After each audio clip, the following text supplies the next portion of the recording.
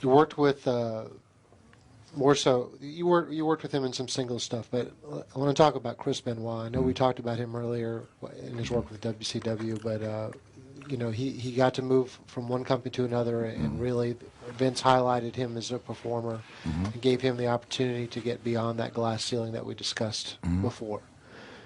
Just talk about your memories of Chris Benoit and you working Chris, and then him working Triple H as well. Well, I can't say enough good about Chris Benoit. I mean, no matter whatever happened, that tragic day or 2-day period, I don't know, but as a man, I love Chris Benoit. He and his wife, Nancy, took care of all 4 of my kids at one time or another. In other words, all my kids were under his umbrella at one time or another. And my family respected him. He was one of those guys that I always, when my kids came to the show, always wanted Chris to see him.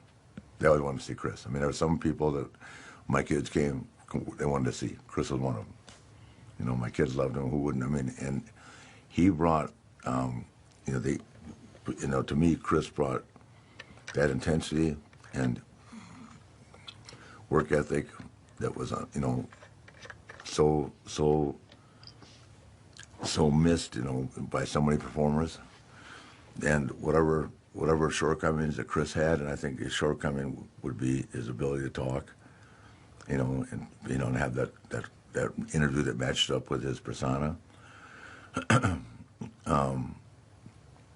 But as a performer, and as an individual, and as a human being, I can't say enough about him.